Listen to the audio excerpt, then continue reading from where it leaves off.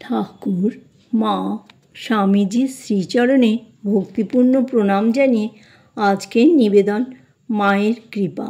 স্বামী অপূর্বানন্দ, পঞ্চম পর্ব। আমার সঙ্গে মাত্র একটি টাকা ছিল। গুরুদক্ষিণাও দিতে পারিনি, গুরুসেবার কোনো সুযোগ পাইনি। সেজন্য মনের ভেতর খুবই অশান্তি।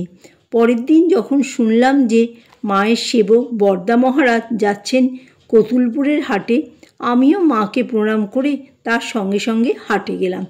মেঠো রাস্তা, জল কাদা, 6 মাইল পথ অতিক্রম করে যেতে হয়। বরদা মহারাজ ওই হাটে এক ঝুড়ি আনাজপত্র ও অন্যান্য জিনিস কিনলেন। আমি 1 থালা মিষ্টি কিনলাম মায়ের জন্য এবং দুপুরে কোয়ালপাড়া আশ্রমে খাওয়া দাওয়া করে বিকেলে ওই ঝুড়িটি মাথায় করে জয়রামবাটিতে ফিরে এলাম। ওই ঝুড়িতে মায়ের ব্যবহারের জন্য জিনিসপত্র ছিল, তা বয়ে আনাও তো মায়েরই সেবা। জয়রামবাটিতে পৌঁছে আমি যে 1 থালা মিষ্টি এনেছিলাম মাকে দিতেই তিনি 2 হাত বাড়িয়ে তা নিলেন এবং খুশি হয়ে বললেন, বেশ করেছো বাবা, আমি রোজ একটু একটু মিষ্টি পানা করে খাবো। আমার চোখে জল এলো। মাত্র 5 আনার মিষ্টি, তা মা এমন আদর করে গ্রহণ করলেন। মায়ের কোনো সেবাই তো করতে পারেনি। তাই সন্ধ্যার পূর্বে যখন দেখলাম যে পূর্ণ পুকুরের ধারে বেগুন চারা লাগাবেন বলে সেবক হরিপ্রেম মহারাজ বাগানে কোদাল দিয়ে মাটি কোপাচ্ছিলেন, তখন আমি তার হাত থেকে কোদালটি নিয়ে ওই জমি তৈরি করে তার সঙ্গে বেগুনের চারা লাগালাম। ওই গাছে বেগুন হবে, মায়ের সেবাতে লাগবে। এইভাবে 3 রাত্র কেটে গেল। 4র্থ দিন বিকালের দিকে মাকে প্রণাম করে বিদায় নিতে গেলাম। আমি প্রণাম করতেই তিনি চিবুক ধরে চুমু খেলেন। আমি বালক বুদ্ধিতে তার সামনে হাঁটু গেড়ে হাত জোর করে কাঁদতে কাঁদতে বললাম, মা, আপনি আমায় মনে রাখবেন। তিনিও করুণাভরে বললেন, হ্যাঁ বাবা, তোমাকে মনে রাখবো। আমি ওইভাবে 3 বার প্রার্থনা জানালাম। তিনিও প্রত্যেকবারই বললেন, হ্যাঁ বাবা, মনে রাখবো। তিনি আমায় মনে রাখবেন এই ভেবে আমার অন্তর আনন্দে ভরে গেল। আর বাক্যস্ফূর্তি হলো না। পুনরায় মাকে প্রণাম করে তার দিকে মুখ করে পেছনে হাঁটতে হাঁটতে সদর দরজা পর্যন্ত এলাম। মা ততক্ষণ আমার দিকে তাকিয়েছিলেন। শেষবার মাকে দেখে দরজার বাইরে এলাম এবং মায়ের করুণ মুখখানি ও তার কথা ভাবতে ভাবতে প্রায় 3 মাইল অতিক্রম করে এলাম কোয়ালপাড়া আশ্রমে। আমি মায়ের কাছে ভক্তি মুক্তি প্রার্থনা করিনি, মনেও আসেনি।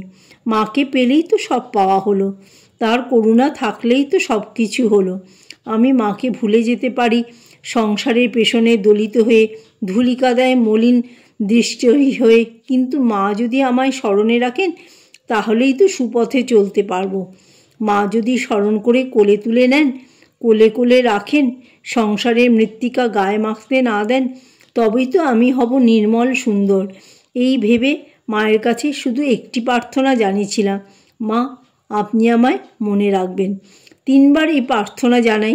3 বারই তিনি অভয় দিয়ে বলেছিলেন, হ্যাঁ বাবা, তোমাকে মনে রাখবো। পরে সেবক বরদা মহারাজের মুখে শুনেছিলাম, আমি চলে আসার পর মা তাকে ডেকে বলেছিলেন, দেখো গো, ছেলেটি 3 সত্যি করিয়ে নিলে। মায়ের মুখ থেকে যা কিছু বেরোবে তাই সত্যি। তিনি ত্রিসত্য করে বলেছিলেন, আমায় ভুলবেন না। এই আমার জীবনে পরম প্রাপ্তি, পরম আশীর্বাদ, পরম অভয়, বল, ভরসা ও সান্ত্বনা। কোয়ালপাড়া আশ্রমে রাত কাটিয়ে পরদিন ভোরে অল্প অল্প বৃষ্টির মধ্যে রওনা হলাম কতুলপুর হয়ে বিষ্ণুপুর। 24 মাইল জলকাদায় হেঁটে, ছাতা ছিল না, জোর বৃষ্টির মধ্যে গাছের আড়ালে আশ্রয় নিতে নিতে সন্ধ্যার পূর্বে যখন বিষ্ণুপুর পৌঁছালাম তখন আমি আধমরা। সেবা কেন্দ্রে নিরাপদে পৌঁছে সে খবর দিয়ে শ্রী মাকে যে চিঠি লিখেছিলাম তাতে কোয়ালপাড়া থেকে বিষ্ণুপুর এই 24 মাইল বৃষ্টি ও জলকাদায় পথের কষ্টের কথাও লিখেছিলাম। শ্রী মা ওই চিঠি পেয়ে আমার জন্য খুবই চিন্তিত হয়েছিলেন। সেবক বরদা মহারাজ আমায় লিখলেন, অমন করে পথের কষ্টের কথা মাকে লিখতে আছে, তিনি খুবই অধীর হয়েছেন ইত্যাদি। জবাবে ভালো আছি জানিয়ে দিলাম। ওইভাবেই চিঠি লিখে মাকে চিন্তিত করার জন্য আমার কিন্তু মনে দুঃখ হয়নি, বরং আনন্দ হয়েছিল এই মনে করে যে মা আমার জন্য ভেবেছেন এবং তার আশীর্বাদেই আমি ওই ম্যালেরিয়ার সময়ও সুস্থ ছিলাম। ছেলের জন্য মা ভাববেন না তো কে ভাববে? 1920 খ্রিস্টাব্দ মহাপুরুষ মহারাজের চিঠিতে জানলাম শ্রী মা গুরুতর অসুস্থ। এই সংবাদ পেয়ে অবধি মাকে দেখবার জন্য মনটা ছটফট করতে লাগলো। মঠে ফিরবার অনুমতি প্রার্থনা করে মহাপুরুষ মহারাজকে চিঠি লিখলাম। তিনি জবাবে অনুমতি দিয়ে ভাড়ার টাকা পাঠিয়ে জানালেন যে আরও কিছুদিন ওখানে থাকলে স্বাস্থ্যের পক্ষে ভালো হতো, কিন্তু শ্রী মাকে দেখবার জন্য খুব ইচ্ছা যখন হয়েছে তখন মঠে ফিরে আসতে পারো। জয় মা শারদা।